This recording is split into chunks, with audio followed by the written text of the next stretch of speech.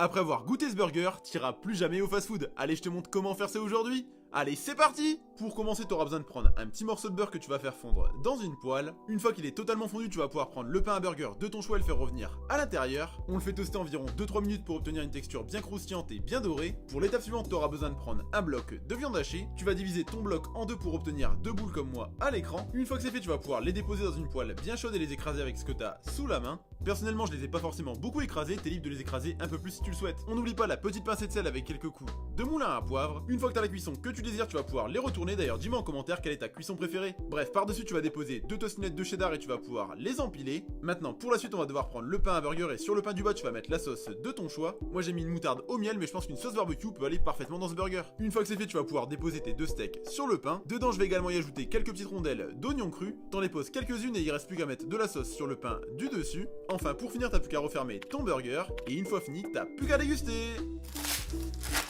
T'as grave la dalle mais tu sais pas quoi manger, fais cette recette de pain pizza au poulet, tu vas adorer. C'est parti! Tout d'abord t'auras besoin de prendre un oignon blanc, tu vas couper les deux extrémités, ensuite tu vas le couper en deux et enfin en fines lamelles. Toutes nos lamelles on va les faire cuire dans une poêle avec un filet d'huile d'olive. Après 2-3 minutes de cuisson tu vas pouvoir ajouter de l'émincé de poulet. Tu le fais chauffer à feu moyen pendant quelques petites minutes et pour les épices on va ajouter des épices pour la volaille avec un petit peu de thym et une pincée de sel et du poivre. Tu mélanges bien le tout pour bien incorporer les épices sur le poulet et les oignons. Pour l'étape suivante on aura besoin de prendre une pâte à pizza sur laquelle on va déposer une tostinette de cheddar avec de la mozzarella râpée. À ce moment-là, tu vas pouvoir déposer notre préparation au poulet. Dedans, tu vas pouvoir mettre la sauce de ton choix. D'ailleurs, dis-moi en commentaire quelle est ta sauce préférée. Bref, tu vas remettre une nouvelle fois une petite cuillère de notre préparation avec de la mozzarella râpée et une tostinette de cheddar. Pour le pliage, c'est pas compliqué. Tu vas rabattre de côté vers le centre pour former un carré. T'enlèves les deux morceaux de pâte qui restent des deux côtés. Et pour la cuisson, on va faire ça à la poêle pendant environ 3-4 minutes de chaque côté. L'objectif, c'est de faire cuire les deux faces de notre pain pizza. Et pour bien faire cuire l'intérieur, on va le passer au four pendant quelques petites minutes. Et enfin, une fois que c'est fait, il te reste plus qu'à déguster.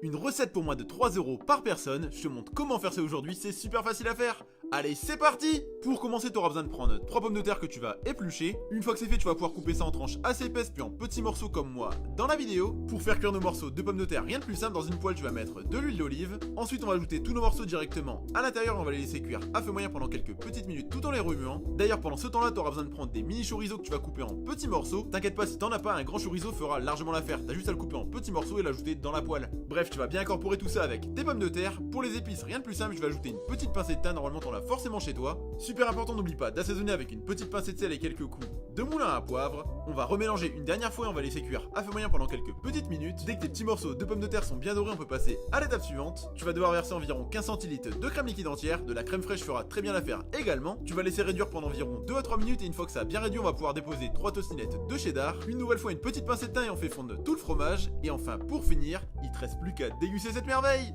Un roulé pommes de terre façon chèvre miel gratiné, tu vas adorer. Allez, je te montre comment faire ça aujourd'hui, c'est super facile à faire. C'est parti! Tu vas commencer par éplucher 2 belles pommes de terre comme moi à l'écran. Une fois que c'est fait, tu vas pouvoir les couper en lamelles le plus fines possible. Il faut qu'elles soient tellement fines qu'on puisse voir quasiment à travers. Bref, une fois que c'est fait, tu vas les laver directement dans un récipient avec de l'eau. Pour la suite, sur un plat qui va au four, tu vas déposer 2 bonnes poignées de mozzarella râpée. Ensuite, une fois que c'est fait, tu vas pouvoir sortir tes lamelles de pommes de terre du récipient et les déposer sur la mozzarella. Tu recouvres l'entièreté de ton plat et par-dessus, tu vas mettre une bonne pincée de sel avec quelques coups de moulin à poivre. Tu remets une nouvelle fois une poignée de mozzarella râpée et ça va partir au four pendant quelques temps. Une fois que c'est bien gratiné comme il faut, tu vas pouvoir sortir ton plat du four et déposer une cuillère à soupe de crème fraîche. Ensuite, je vais déposer 2 belles tranches de fromage de chèvre. Je vais également couper quelques petits morceaux dans une bûche. Tu les déposes par-dessus et tu vas ajouter un bon filet de miel pour obtenir le meilleur combo sucré-salé. J'ajoute également une petite pincée de thym avec une belle tranche de jambon. Maintenant, la toute dernière étape à faire pour cette recette, c'est de rouler le tout. Et enfin, une fois que tu as un joli roulé, tu vas pouvoir le passer au four pour faire fondre tout le fromage. Et pour finir, il te reste plus qu'à déguster. Les meilleurs tenders que t'as jamais mangé, j'ai exactement la recette qu'il te faut. Allez, je te montre comment faire ça aujourd'hui. C'est parti! Pour commencer, dans un récipient, tu vas mettre de la farine. Tu vas également ajouter du paprika avec des épices spéciales pour le poulet. Pour parfumer le tout, tu vas ajouter un petit peu de thym avec du sel et du poivre. À l'aide d'une fourchette, tu mélanges pour bien répartir les épices avec la farine. Une fois que c'est fait, à l'intérieur, tu vas mettre 2 œufs entiers que tu vas mélanger une nouvelle fois. L'objectif, c'est d'obtenir une pâte qu'on va diluer avec un petit peu de lait. D'ailleurs, petit conseil, si tu veux refaire la recette à la maison, incorpore le lait en 2 fois, ça sera beaucoup plus facile à mélanger. Bref, une fois que tu as une texture texture bien homogène, tu peux mettre ça de côté. Dans un second récipient, tu vas mettre de la farine avec des épices pour le poulet. Une nouvelle fois, une petite pincée de sel et tu mélanges bien le tout. Pour la suite, qui dit tenders dit forcément du poulet. Tu vas prendre 3 filets de poulet que tu vas couper en morceaux assez épais. Pour la cuisson, le plus simple c'est de le faire dans une casserole avec un petit peu d'huile ou à la friteuse. Maintenant, ce qui te reste à faire, c'est de prendre tes aiguillettes de poulet que tu vas tremper dans notre mélange qu'on a préparé juste avant et ensuite tu le trempes dans la farine. Et une fois que ton huile est bien chaude, tu vas pouvoir mettre ton poulet dans l'huile. Tu laisses cuire pendant environ 5 à 6 minutes pour obtenir une panure bien croustillante. Enfin, pour finir, il te reste plus qu'à te préparer la sauce de ton choix. Et une fois fini, il te reste plus qu'à déguster. Ce tacos façon pizza, tu vas adorer. Allez, je te montre comment faire ça aujourd'hui, c'est super facile à faire. C'est parti. Pour commencer, dans un plat qui va au four, tu vas déposer quelques tenders et ça part en cuisson pendant quelques temps. Pendant ce temps-là, on va se préparer la sauce fromagère. Pour ça, rien de plus simple, dans une casserole, tu vas mettre de la crème liquide entière avec une bonne poignée de cheddar râpé. T'ajoutes un petit peu de poivre et tu laisses bien fondre le tout pour obtenir une texture bien lisse et bien homogène. Pour la suite, sur une grande tortilla, tu vas mettre la sauce de ton choix et par-dessus, tu vas déposer des frites que tu auras préparées au préalable. À ce moment-là, tu vas pouvoir sortir tes tenders du four et les couper en petits morceaux. Une fois que c'est fait, tu vas pouvoir ajouter tes morceaux de tenders directement sur les frites. On va pouvoir ajouter notre sauce fromagère. Pour le pliage du tacos, rien de plus simple, tu vas rabattre tous les côtés pour former un rectangle. T'hésites pas à bien le tasser pour éviter les bulles d'air à l'intérieur. Pour la cuisson, tu peux le faire soit directement au grill ou à la poêle, ça fonctionnera également. Une fois qu'il est bien doré, tu vas pouvoir le sortir et le déposer sur ton plan de travail. Maintenant, pour le gratiné pizza, c'est pas compliqué, tu vas déposer de la sauce fromagère sur le dessus de ton tacos. Tu vas te couper des petites rondelles de chorizo que tu vas déposer par-dessus. Je vais faire la même opération mais cette fois-ci avec des poivrons rouges. Pour rappeler le goût de la pizza, je te conseille de mettre un petit peu d'origan et ça repart au four pendant quelques temps. Et t'as plus qu'à déguster.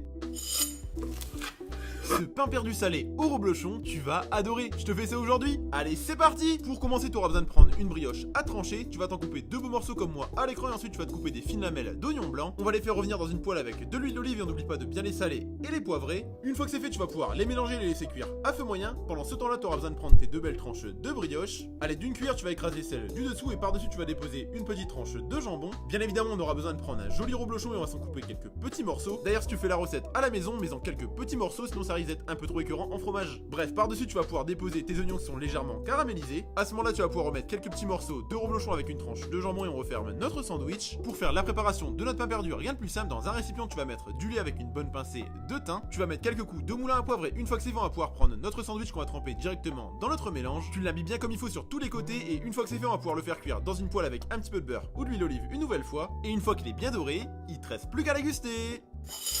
Le dessert parfait quand tu regardes un film de Noël, j'ai exactement ce qu'il te faut. Allez, je te montre comment faire ce mug cake à la maison, c'est super facile. C'est parti. Tu vas commencer par prendre ta tasse de Noël la plus kitsch possible. Ensuite, tu vas te couper un petit morceau de beurre que tu vas mettre à l'intérieur. Une fois que c'est fait, tu vas te casser quelques petits morceaux de chocolat noir que tu vas mettre dans la tasse et ça part au micro-ondes pendant quelques temps. Une fois que c'est quasiment fondu, tu vas pouvoir sortir ta tasse du micro-ondes. Tu mélanges bien le tout pour obtenir un chocolat bien lisse et bien onctueux. Dedans, on va devoir y incorporer un œuf entier qu'on va également mélanger. Pour faire épaissir notre préparation, c'est pas compliqué, tu auras besoin de prendre de la farine. Pour les proportions, j'ai fait au plus simple, tu vas devoir y incorporer une cuillère à soupe. Dès que ta préparation a bien épaissi, tu vas pouvoir y ajouter de la levure chimique. Surtout n'en mets pas trop, une demi-cuillère à café ça suffira largement car si t'en mets trop, ça va beaucoup trop gonfler et c'est pas ce qu'on veut. Pour casser l'amertume du chocolat noir, je te conseille d'incorporer une cuillère à soupe de sucre, mais si t'aimes pas ça, c'est pas forcément obligatoire. Une fois que c'est fait, tu vas pouvoir y ajouter quelques petits morceaux de chocolat au lait, ça part au micro-ondes pendant quelques temps. Surtout, tu vérifies bien la cuisson toutes les 30 secondes pour éviter que ça déborde. Tu termines avec une petite boule de chantilly et du cacao en poudre et une fois fini, il te reste plus qu'à déguster.